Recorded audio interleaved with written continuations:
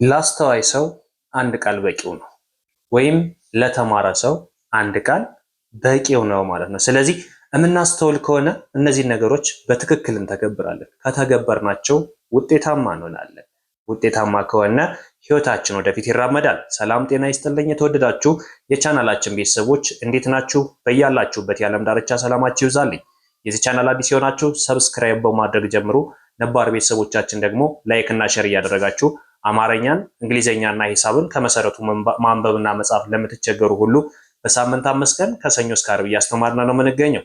ቀለል ባለ ሁኔታ አማርኛን ማንበብ እየቻላችሁ መጻፍ ለምትቸገሩ፣ እንዲሁም ደግሞ አገጣጥማችሁ መጻፍና ማንበብ ላቃታችሁ ሁሉ ቀለል ባለ ሁኔታ በቀን ለአንዳንድ ሰዓት በሳምንት ለ5 ቀን ያህል እያስተማርን እንገኛለን። በአጭር ጊዜ ብቻ ከ3 ወር እስከ 4 ወር ባልበለጠ ጊዜ ምንም አይነት የፊደል እውቅና የሌላቸውን ልጆች አስጀምረን ምንባብና ጽሑፍ ያስጨበጥን መሆኑን ከወዲሁ ላሳስባችሁ እወዳለሁ። ስለዚህ እናንተም ይህንን ቻናል ከመጀመሪያው እስከ መጨረሻው የተለቀቁ ቪዲዮዎችን በማየትና ነገ እንለወጣለን ብላችሁ በማሰብ ወደ ቻናላችን ጎራ በሉ። የምትችሉ በውስጥ መስመር ገብታችሁ ልዩ ትኩረት ተሰጧችሁ ትማራላችሁ።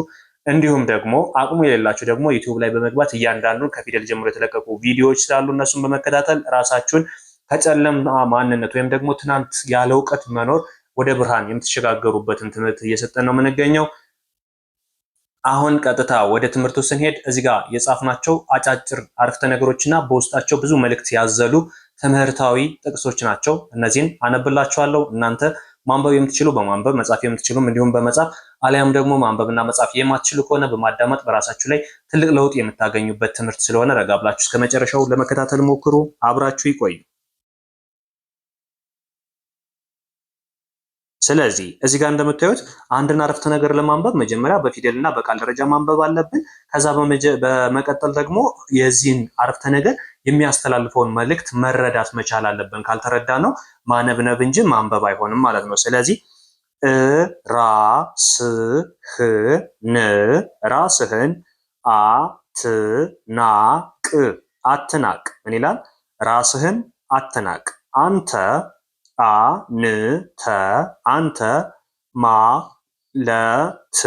ማለት ብዙ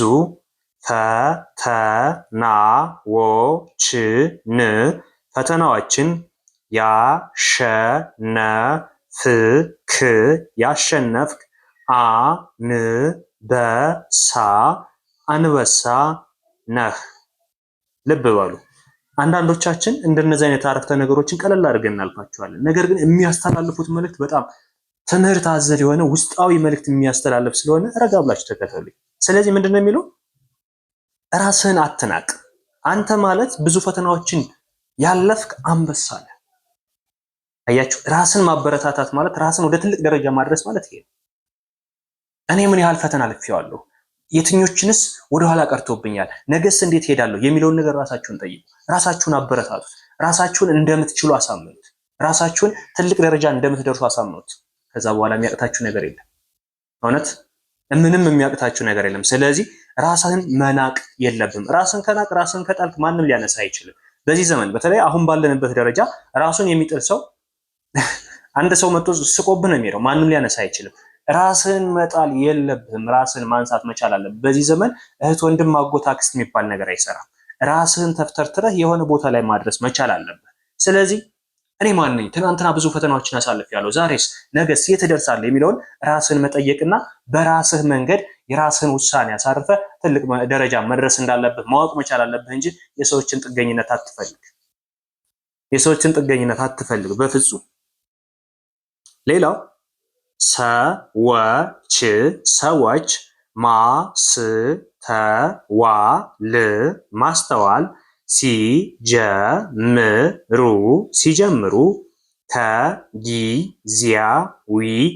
ከጊዜያዊ ጥቅም ይልቅ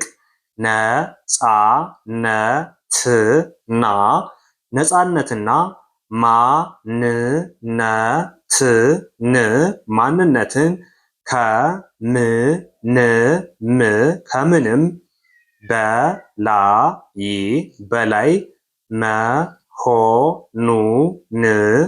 መሆኑን ይረዳሉ። ምንድነው የሚለው? ሰዎች ማስተዋል ሲጀምሩ ከጊዜያዊ ጥቅም ይልቅ ነፃነትንና ማንነትን ከምንም በላይ መሆኑን ይረዳሉ። ልብ በሉ። ማንነት አንተ ምን አይነት ሰው ነህ? እኔ ማን ነኝ ብለህ ራስን ስትጠይቅ ነፃነትን ስታገኝ ከምንም በላይ መሆኑን ታውቀዋለህ። ማስተዋል የምትጀምረው መቼ ነው? ራስን ስታይ። ማስተዋል የምትጀምረው ስለ ነፃነት ስታስብ፣ በነፃነት የምታደርጋቸውና በሰው ጫና የምታደርጋቸውን ነገሮች ስትለያቸው። ስለዚህ በዛን ሰዓት አንተ ራስን ማየት ጀምርሃል ማለት ነው። ራስን ማየት ስትጀምር ደግሞ ነገሮች ሁሉ መንገድ ወይም ቦታ ይይዛሉ። ራሳችሁን ጠይቁ። በተለይ እስካሁን በሰዎች ጥገኝነት የምትኖሩ ሰዎች ካላችሁ፣ ጥገኝነት ማለት አብሮ መኖር አይደለም። ማወቅ ያለባችሁ ነገር እሱ ነው። ጥገኝነት ማለት የሀሳብ ጥገኝነት ነው። በጣም ትልቁ ከባዱ ሸክም የሀሳብ ጥገኝነት። በተለይ ይሄን ምን ላድርግ፣ ይሄን ምን ልስራ እያላችሁ ሁሌ ከሰዎች የምትጠይቁ ከሆነ፣ በራሳችሁ ውሳኔ መስራት የማትችሉ ከሆነ እናንተ መቼም ቢሆን በራሳችሁ ልትተማመኑ ስለማትችሉ ከአሁኑ ራሳችሁን መጠየቅ መቻል አለባችሁ። አንድን ነገር ለመስራት ይሄንን ብሰራው ያዋጣኛል ብለህ ራስ ወስነው። ምናልባት እንደ አስፈላጊነቱ አጋዥ ሀሳብ ልጠይቅ ትችላለህ። ከዛ ውጭ ግን በትንሹም በትልቁም ሰውን ሁሌም መጠየቅ አስፈላጊ አይደለም። ያ ሰው ዛሬ አብሯችሁ ቢሆን ነገ አብሯችሁ ስለማይሆን፣ ሰው የዛሬ እንጂ የነገ ይባላል። ፈጣሪ ለዘወትር ለዘላለም ያለው ፈጣሪ ብቻ ነው። ስለዚህ በፈጣሪ በመተማመን መስራት የሚገባህን ነገር መስራት መቻል አለብህ። ከዛ ውጭ ግን ሁሌ ነገሮችን ከሰዎች የምትጠይቅ ከሆነ አንተ አንድ የፍርሃት መንፈስ አለብህ፣ ትፈራለህ ወይም ትፈሪያለሽ። በራስሽ የመወሰን አቅም የለሽም። አቅሙ አለሽ፣ ነገር ግን አእምሮሽ ስለማያምን ወይም አእምሮህ ስለማያምን ከሰዎች ትጠይቃለህ።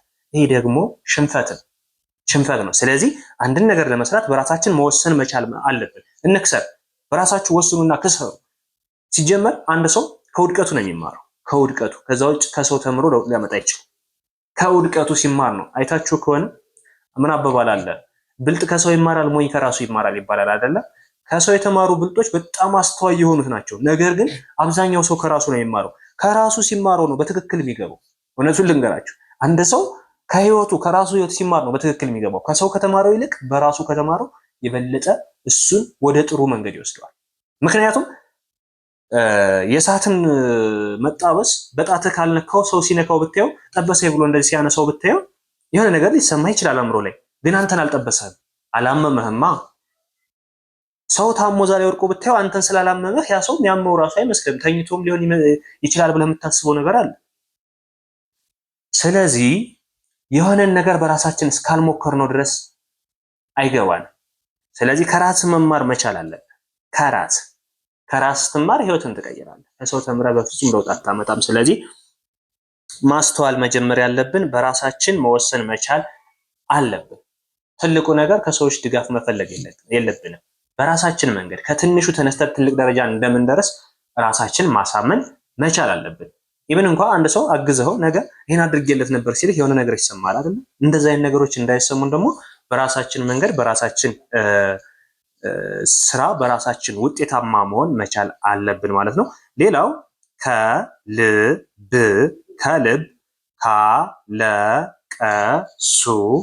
ከልብ ካለቀሱ እንባ አይገድም። ከልብ ካለቀሱ እንባ አይገድም። ማንም ሰው ከፈለገ ማድረግ አያቅተውም። ልብ በሉ። ከልብ ካለቀሱ እንባ አይገድም። አንድ ሰው ለማንበብ ፈልጎ መቼም እንባ ያጣል። እውነተኛ ለማንበብ ፈልጎ በስሜት የሆነ ነገር ተሰምቶት ለማንበብ ፈልጎ እንባ ያጣል። በምንም ታምር ማድረግ ፈልጎም የሆነ ሰው ማድረግ አያቅተው። ወይ አእምሯችን አላመነበትም ያን ነገር ለመስራት። ለምሳሌ አንዳንድ ተማሪዎች ማንበብ ትፈልጋላችሁ፣ ነገር ግን አልይዘው ትላላችሁ። ይሄ ምንድነው? ከውስጥ የመነጨ ትክክለኛ ነገር ለወጣለሁ የሚል እምነት ስለሌላችሁ ነው አንብባችሁ የማትይዙበት ዋናው መሰረታዊ ችግር። ወይም ደግሞ ለዓላማ ያን የምታስቡትን ነገር ግብ ላይ እንደርሳለን የሚል ጽኑ ዓላማ ስለሌላችሁ ነው የማትይዙት። አንድን ነገር መስራት ፈልጋችሁ የማትሰሩበት ምንም አጋጣሚ የለም። ፍላጎት ነው የሚወስነው። የራሳችን ፍላጎት ነው እንድናነብ፣ እንድንጽፍ፣ እንድንሰራ፣ እንድንተው የሚያደርገን የራሳችን ፍላጎት ነው። ያ የራሳችን ፍላጎት ግን በደንብ በጥንካሬ የሆነ ግብ ተሰጥቶት እዚህ ደርሳለሁ የሚል ነገር እቅድ ከሌለበት ማንበብም ፍላጎታችን ቢሆንም እንኳን መያዝ አንችልም። መስራት ፍላጎታችን ቢሆን ውጤታማ መሆን አንችልም። ለምን? የምናስበው እቅድ የለማ።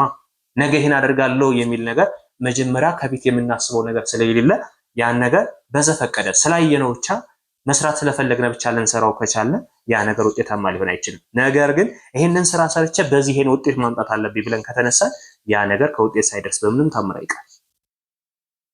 ስለዚህ ማንበብ መጻፍ የምትቸገሩ አሁንም ቢሆን በደንብ አስባችሁበት በደንብ ትኩረት ሰጣችሁ ለማንበብ ለመጻፍ የምትማሩ ልጆች አሁንም በደንብ ማሰብ ሊገባችሁ ይገባል ማለት ነው።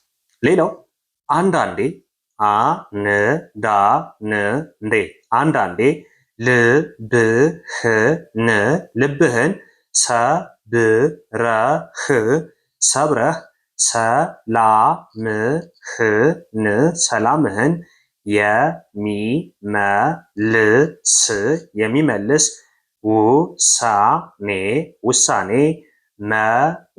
ውሳኔ መወሰን አለብህ።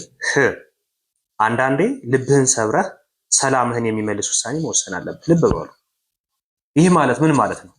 እንዴት ልባችን ሰብረን ውሳኔ ልንወስን እንችላለን ወይም ሰላማችን ልናገኝ እንችላለን ልትሉ ትችላላችሁ። የሆነ ነገር መተው የማትችሉት ነገር ግን እንድትተውት የሚያስገድዳችሁ ነገር ገጥሟችሁ አያውቅም? ለምሳሌ አንድ ሰው ጫት ይቅማል ወይም ደግሞ ሲጋራ ያጨሳል። እንደማይጠቅም ያውቀዋል፣ ግን መተው አልቻለም። ልብ በሉ። አንድ ሰው ጫት ወይም ሲጋራ እየቃመ ወይም ሲጋራ እያጨሰ ወይም ጫት እየቃመ መተው ይፈልጋል፣ እንደማይጠቅም ያውቀዋል፣ ግን ከዛ መውጣት ያቅተዋል። ይህ የፈለገውን ያህል ቢደክምህ የፈለገውን ያህል እንደ ሱስ ሆኖ እንትን ቢልህ ሁሉ መተው መቻል አለብህ። ምክንያቱም ስለማይጠቅምህ መተው መቻል አለብህ። እንደዛ ካላደረገው ልትተው አትችልም። ሌላ ለምሳሌ በጣም የምትወዱት ሰው ነገር ግን እየጎዳችሁ ያለ ሰው ያንን ሰው መተው አማራጭ የለውም። በቃ ከጎዳሽ ካልጠቀመች ምን ያደርግልሃል? ነገም ዙሮ ሌላ ጉዳት የሚፈጥር ከሆነ ልብህን ሰብረህም ቢሆን ውሳኔ መወሰን መቻል አለብህ። ምክንያቱም እንደማይጠቅምህ ታውቀዋለህ፣ ነገር ግን ትወደዋለህ። እንደማይጠቅምህ እያወቀው ብትወደውም የግድ ያን ነገር መተው መቻል ግዴታ ነው። ለምን? አይጠቅምህማ። ለምን? ነገ ውጤታማ ያደርግህማ። ነገ ወደ መጥፎ ነገር ሊመራህ ነዋ። ስለዚህ ይህን ነገር እንደማይጠቅመን ካወቅ ነው ከወዲሁ መቁረጥ መቻል አለብን። ስለዚህ በዛን ሰላማችን የምናገኝ ከሆነ ያንን ትተን ሰላማችን የምናገኝ ከሆነ ልባችን ተሰብሮ ሰላማችን ማግኘት ይበልጣል። ምክንያቱም ልብ መሰበር ይጠገናል፣ ለተወሰነ ጊዜ ነው። ሰላምህን ግን ካጣኸው ለዘላለም ሲያወዣብርህ ይኖራል። ስለዚህ አንድን ነገር ለማድረግ ወይም ደግሞ ልብህን ሰብረህ ሰላምህን የሚያስመልስ ነገር ካገኘህ ወስን፣ ተው፣ ልብህ ይሰበር ለጊዜ። ምክንያቱም የማይጠቅምህ ከሆነ የባሰ ነው የሚሰባብርህ። ስለዚህ ከወዲሁ ከጅማሬው ነገሮችን ማስተካከል መልካም ነው ማለት ነው። ቤተሰብ ዛሬ ያየናቸው በተለይ አስተዋይ ሰው ሊመለከታቸው የሚችሉ ወሳኝ ነጥቦች ናቸው። እነዚህ ነጥቦች በማንበብ በመጻፍ ቴሌግራም ግሩፕ አለ፣ እዛ ላይ ያስቀምጡልኝ። እናንተም በማስታወሻ በመያዝ ልትማሩባቸው ትችላላችሁ። በሳምንት 5 ቀን ከሰኞ እስከ ዓርብ ማንበብ ለሚቸገሩ፣ መጻፍ ለሚቸገሩ እንዲሁም አገጣጥመው መጻፍ ለተቸገሩ ሁሉ እያስተማርን እንገኛለን። አማርኛ፣ እንግሊዘኛ ፊደላትን ምንም አይነት እውቅና ለሌላቸው ከመሰረቱ ለሚጀምሩ እህት ወንድሞቻችን እያስተማርን ነው የምንገኘው። በኦንላይን በሳምንት 5 ቀን እያስተማርን እንገኛለን። እናንተም ባላችሁበት ሆናችሁ በኦንላይን ትምህርቱን መከታተል የምትፈልጉ ካላችሁ እዚህ ጋር በማስቀምጥላችሁ ስልክ በቀጥታ በመደወል በኢሞ፣ በዋትስአፕ፣ በቴሌግራም ታገኙናላችሁ። አብራችሁ ስለነበራችሁ ከልብ እናመሰግናለን። በሌላ ክላስ ከምንገናኝ መልካም ጊዜ ይሆንላችሁ።